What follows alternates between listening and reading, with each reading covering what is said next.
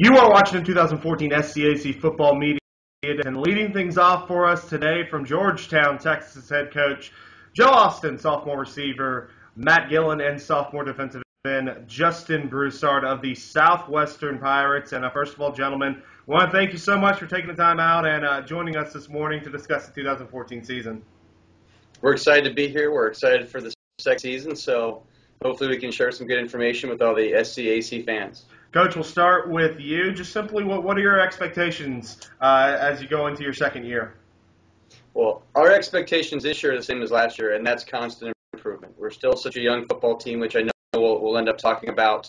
All we want to do is be better today than we were yesterday, and our theory is if you do that enough days in a row, pretty soon you're pretty good. And it may be sometime this year, it may be sometime next year, but we're definitely making a lot of progress, and that's our only objective, is to look at things from day to day and game to game and see if we're making improvements. And if we are, we're definitely heading in the right direction. Coach, as we talk about that, this is the second year of the program. Your first season a year ago. What are some differences you have seen between that first season into the second season so far throughout preseason? Well, one of the things that I think fans can see that coaches also see is that our guys are going to be a lot physically more prepared to play a full game. Last year, all of our guys were coming from the 48-minute high school game, and it's just not as physically intense. It's not as mentally intense, and so for us to make all those shifts from a physical, mental, and emotional standpoint, it was tough. And so we had some games where our first halves were okay, maybe our first three quarters were okay, and then the fourth quarter was tough.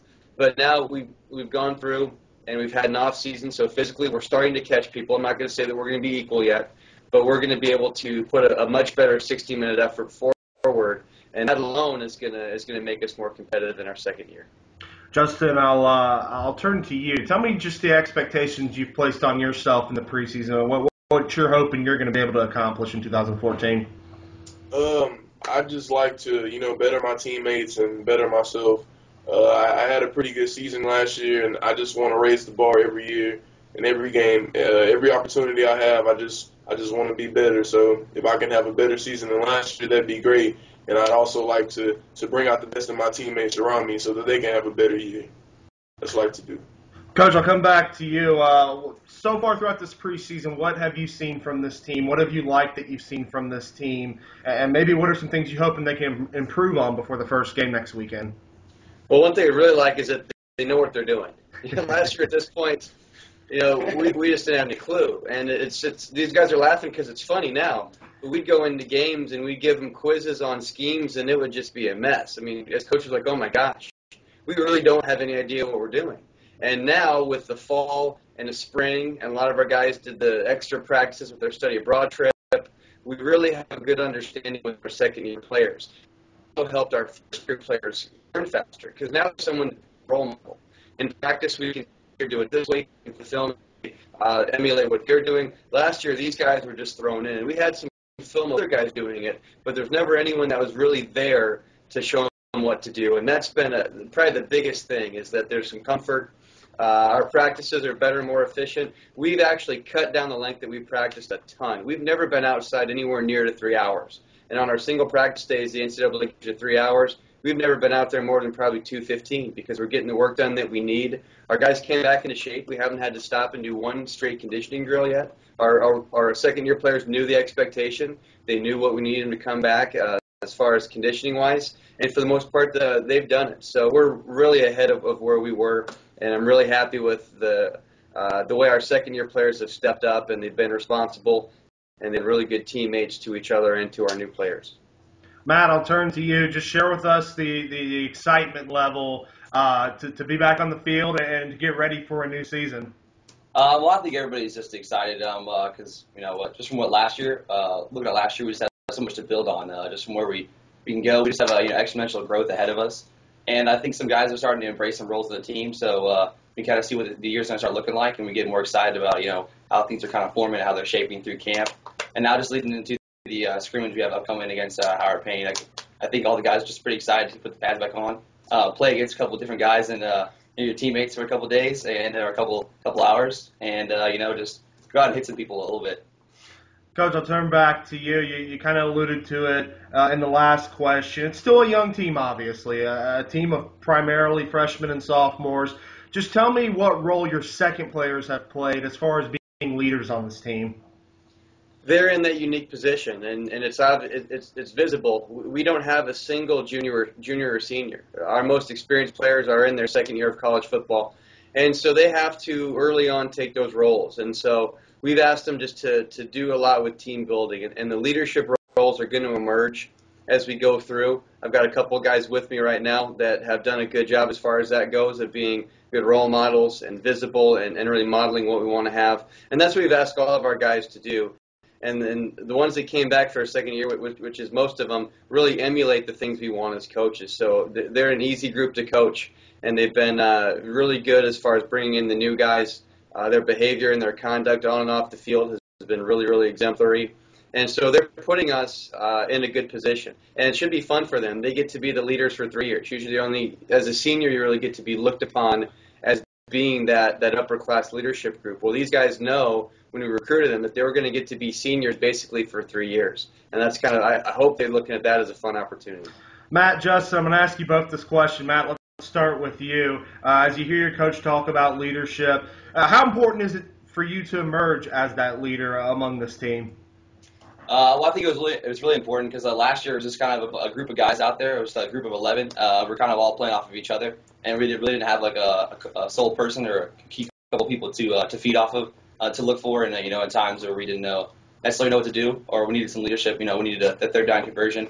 We really didn't have that leadership roles, and so just looking around with some guys like Justin and myself starting to emerge as those roles. I think it's just important for the younger guys too, to just have some people to follow to see, how we do things, and obviously, it proves results. And so just the way we go about things, I think that we can teach a lot of people, the right ways to do things, just because, we've gotten results, and just to continue to do that with everybody on the team. Justin, I'll ask you the same question. How important is it for you? It's very important. I mean, you have to be a leader, and you have to show the freshmen the way to go. They've never done it before. We were in their shoes last year, me and Matt, so we didn't have that guy to show us what to do. So it's great that we can help them do that. And I just try and lead by example. I talk when I can, but I rather like show them than tell them. You can do more with your actions than with your mouth. So that's really what I think is good as being a leader as a sophomore now. Coach, I'll come back to you. We'll look at some of the individual positions now, and we'll start with the offensive backfield, the quarterbacks, as well as the running backs. What have you seen so far? What are you expecting to see from them? I know last year at quarterback, you kind of had two quarterbacks running throughout the year. How has that battle been going? What are you seeing from this group? Sure. We actually played 5 different guys throughout the year. So in 10 games, 5 guys got to play the quarterback. And Brian Hicks emerged at the end of the year, and I think he started our last 4 games. And he's really had a great spring, and this fall he's really solidified himself. We practiced 14 times, and he has 1 interception, and it wasn't his fault. It was an automatic throw. It was a bubble screen where he catches and throws, and so that's pretty darn good to have gone through 14 practices and not turn the ball over. He's doing really, really well. Justin Pelt's going to be a kind of a dual guy for us. Right now he's our number 2 quarterback, and he's also our number 2 running back. He's just a jack of all trades for us. We can throw him in and do a lot of different things, and so he's also progressing. He played some quarterback for us last year, and he was our main running back on that Germany trip that we took, and he really solidified himself as a dual threat guy as far as lining up as the back or the quarterback. He had over 100 yards in that game and did a really nice job. Our top running back right now is Dylan Wilburn. He was our top back last year, and he's talented. Our goal is to make sure that he's fresh throughout the whole length of the game. As they would say, we want a steady dose of him.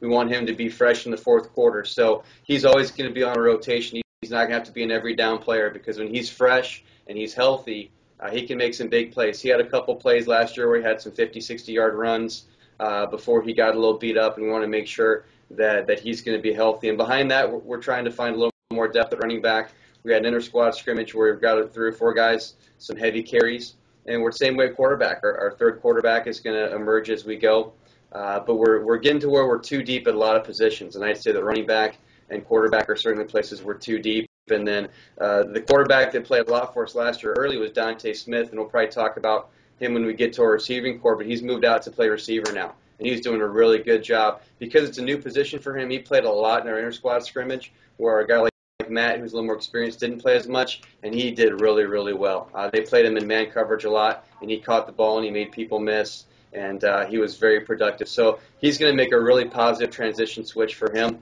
to a new position, but we could always move him back to quarterback if we got into an emergency. Matt, I'll turn to you as we move to the wide receivers and tight ends as well. Just tell me, you work with this group every day, you're around this group every day. What are you seeing from the wide receivers throughout preseason and kind of the expectations from that group? I'm seeing a lot of camaraderie. I'm seeing a unit come together. Last year was like a couple of individual guys because we were changing so many different positions around. But now we have a core group of guys that are out there every day working with each other. And so I think we're just, we're coming together a lot. And we're being more of a unit where we can, change a lot, change personnel. And we're all on the same page so that we can do that. And it's not just a couple of guys going out there. So now that I think that with everyone knowing what to do, I think that we can, do a lot more different things and have a couple different variations of players that are out there. And, so I just think that a lot of guys are emerging, and we're learning a lot more now that everyone knows a lot. It's the second year. I think that a lot more people can play a lot more, show out a lot more. Coach, I'll come back to you. Let's move to the offensive line. Obviously, huge, important group in the trenches. What are you seeing from that group? We've got three guys that are really well established as guys that are going to play for us, and they're the same three that played in all 10 for us last year. Trey White's going to be a guard for us. He started all 10 games. Andrew Pratt's going to be a guard for us. He played in all 10 games, started a lot of them. And Will Devine's going to be a tackle for us, and he also played in all 10 games and started in a lot of them. For our other few spots, we haven't figured that out yet. The offensive line's been the one spot. We've been pretty healthy during camp. The O-line's been the one spot we've had some injuries. Now, we've been blessed that we haven't had a single season-ending injury, but our lineup's been all over the place. So we haven't been able to hone in and know where we're going to be with a couple spots, and as well as a couple of our backup things. We've still got a group of players that need to sort everything out amongst themselves with how they're going to play over the next 2 weeks, and we'll get it figured out from there. But we feel really good about three of those spots, and I think we'll be better once we get those next two established. We just haven't had the health and the stability to really find what our first unit's going to be.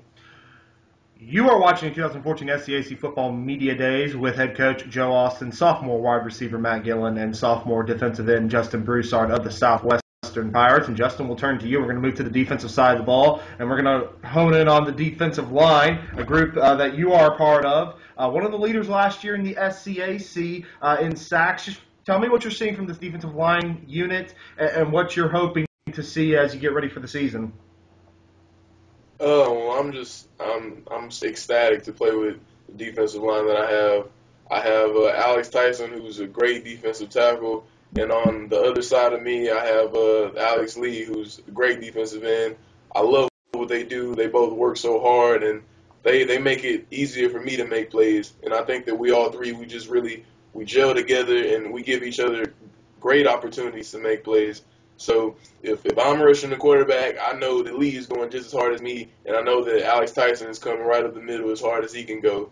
So I think the D-line is a great unit right now. We're really gelling together, and Coach Ebo he's a great coach. He helps us every day work on our individual skills, and the individual skills are so important.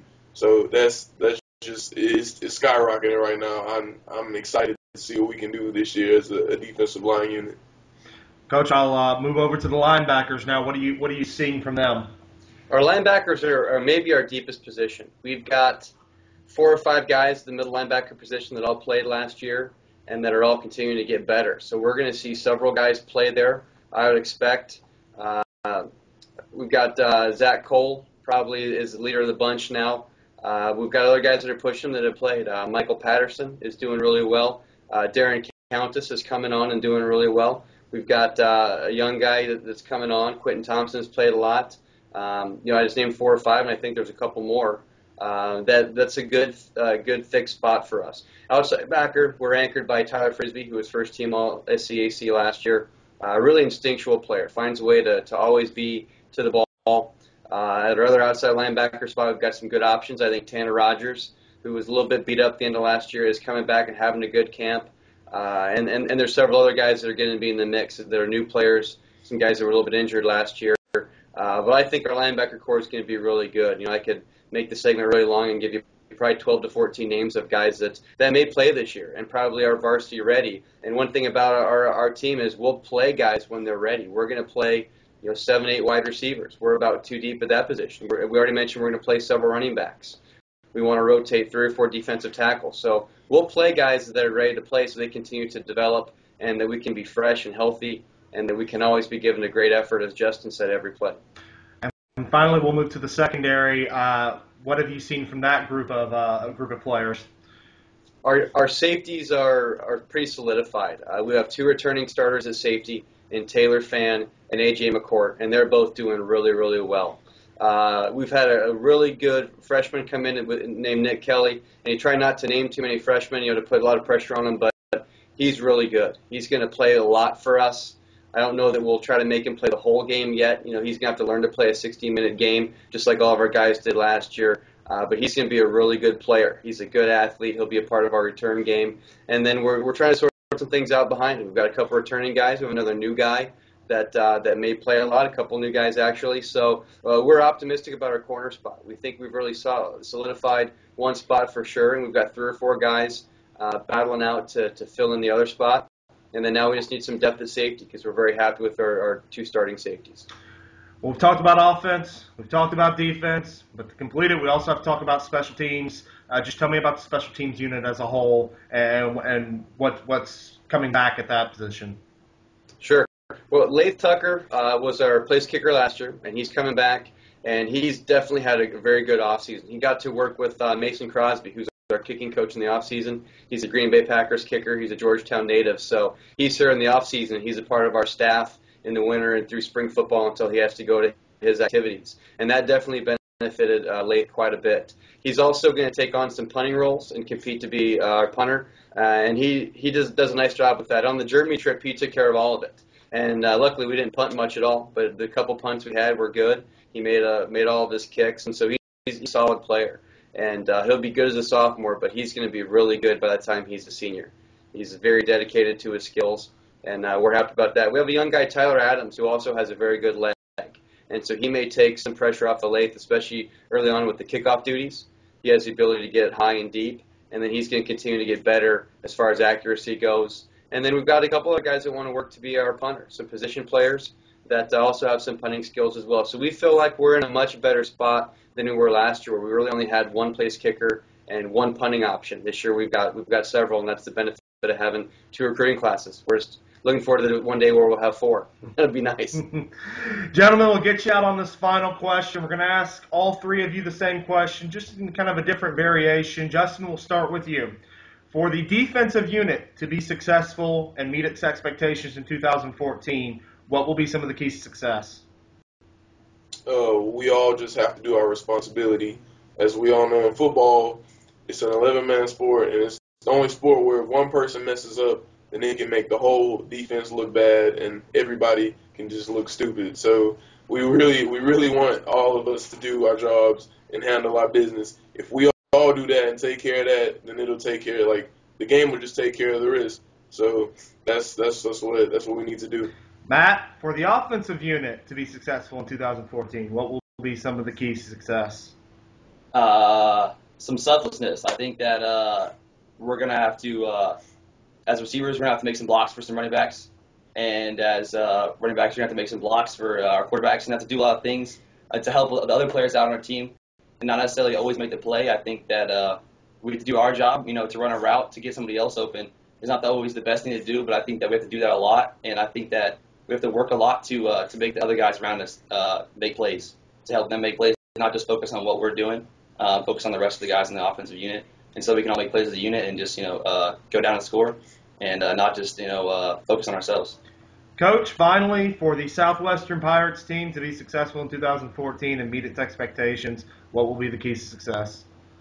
You've heard my boring answer. It's constant improvement. And it's a lot of things that these guys are talking about, and they're really getting in now to the nuts and bolts of how you get better once you learn how to run the plays. The basics, it's what are the details of it. As Matt talked about, sometimes you're going to work to get somebody else open. And that's what we have to do, is we just have to keep making constant improvement. We need to let the age that we have show. We're now long in the tooth, the sophomores. we've just got to continue to make those daily improvements. We've got to let the scoreboard take care of itself and just go out and play with more detail than we were able to last year. And that'll take us a long way. And we're definitely on the right track. You have been watching SCAC Football Media with head coach Joe Austin, sophomore wide receiver Matt Gillen, and sophomore defensive end Justin Broussard. It seems like I've been saying sophomore a lot in this interview. Southwestern Pirates, we thank you so much for taking the time out to join us today, and we wish you guys good luck in 2014. Thank you. Thank you.